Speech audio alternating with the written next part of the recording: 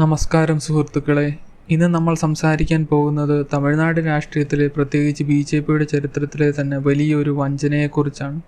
വ്യക്തിപരമായ അധിക്ഷേപങ്ങൾക്കൊന്നുമല്ല നമ്മൾ മുതിരുന്നത്, മറിച്ച് ചില യാഥാർത്ഥ്യങ്ങളും വസ്തുതകളും മാത്രം നിരത്തിക്കൊണ്ട് കെ അണ്ണാമലൈ എന്ന മുൻ തമിഴ്നാട് BJP അധ്യക്ഷൻ പാർട്ടിയോട് ചെയ്തത് എന്താണ് എന്ന് നമുക്ക് വിലയിരുത്താം. രാഷ്ട്രീയത്തിൽ യാതൊരു മുൻപരിചയവുമില്ലാത്ത ഒരു വ്യക്തിയായിരുന്നു മുൻ IPS ഉദ്യോഗസ്ഥനായ കെ അണ്ണാമലൈ.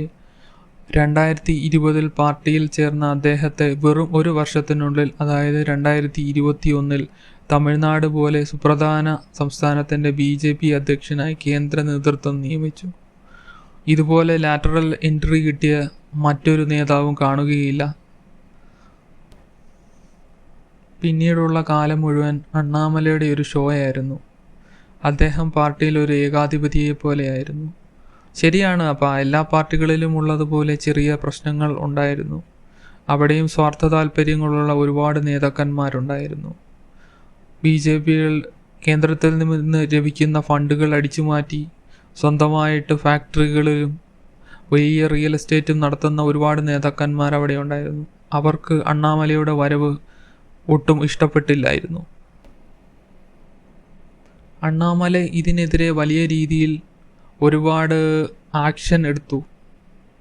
പല ഇതുപോലെയുള്ള കറപ്റ്റഡായിട്ടുള്ള നേതാക്കളെ അദ്ദേഹം പാർട്ടിയിൽ നിന്ന് പുറത്താക്കുകയോ അല്ലെങ്കിൽ മറ്റ് സ്ഥാനമാനങ്ങളിൽ നിന്നും അകറ്റി നിർത്തുകയോ ഒക്കെ ചെയ്തു. അതൊക്കെ വളരെ നല്ല കാര്യം തന്നെയാണ്, യാതൊരു സംശയവുമില്ല.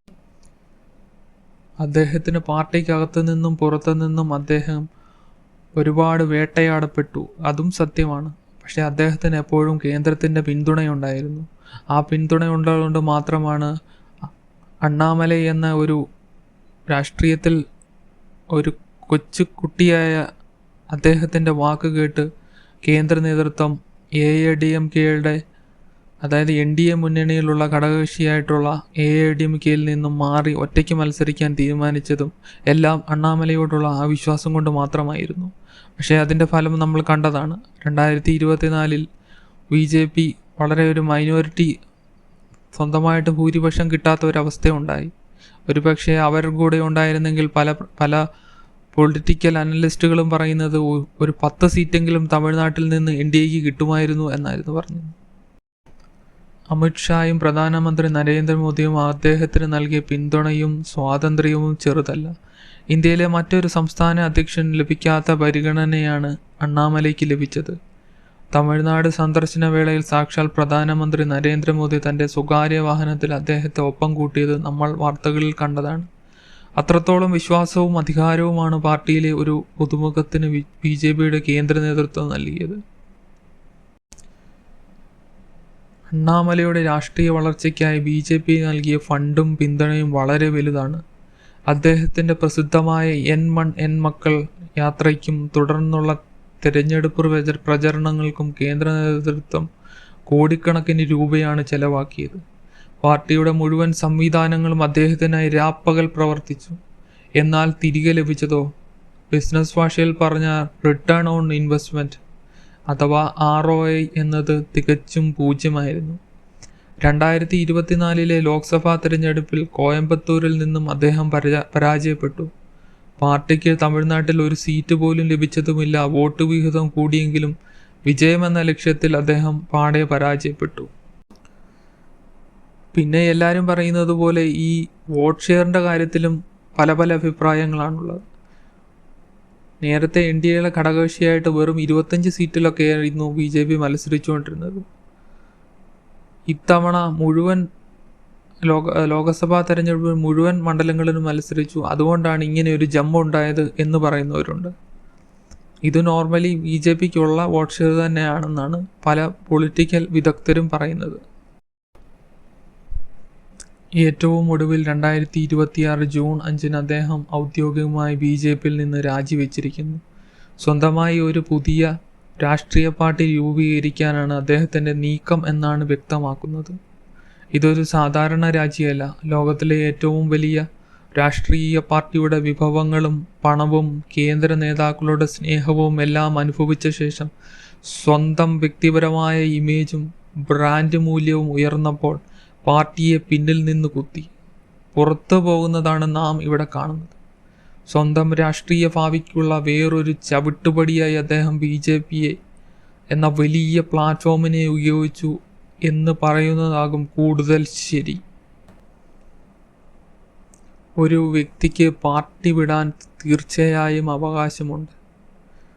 BJP പോലെയുള്ള ഒരു ഡെമോക്രാറ്റിക് പാർട്ടികളിൽ ആരും പോയി വെട്ടിക്കൊല്ലുകയോ മാഷാ അള്ള സ്റ്റിക്കർ ഒട്ടിച്ച് വെട്ടാൻ പോവുകയോ ഒന്നും ചെയ്യാറില്ല.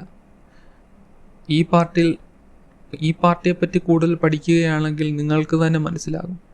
ഈ പാർട്ടിയിലുള്ള സുബ്രഹ്മണ്യൻ സ്വാമി എന്ന അദ്ദേഹം ഇപ്പോഴും BJPയുടെ മെമ്പറാണ്. അദ്ദേഹമാണ് പ്രധാനമന്ത്രി നരേന്ദ്രമോദിയെ ഏറ്റവും കൂടുതൽ തെറി വിളിച്ചുകൊണ്ടിരിക്കുന്നത്. യൂട്യൂബിൽ പോയി സുബ്രഹ്മണ്യൻ സ്വാമി എന്ന് അടിച്ചു കൊടുത്താൽ അദ്ദേഹം പറയുന്ന ജൽപ്പനങ്ങളും തെറികളും നരേന്ദ്രമോദിയെപ്പറ്റി ഇല്ലാക്കഥകളും ഒക്കെ നമുക്ക് കാണാൻ കഴിയും. എന്നാൽ തന്നെ വിശ്വസിച്ച് സർവാധികാരവും നൽകിയ കേന്ദ്ര നേതൃത്വത്തെയും രാപ്പകൽ വിയർപ്പൊഴുക്കിയ സാധാരണക്കാരായ പ്രവർത്തകരെയും വെറും കരുക്കളാക്കി മാറ്റുന്നത് ഒരിക്കലും ന്യായീകരിക്കാനാവില്ല.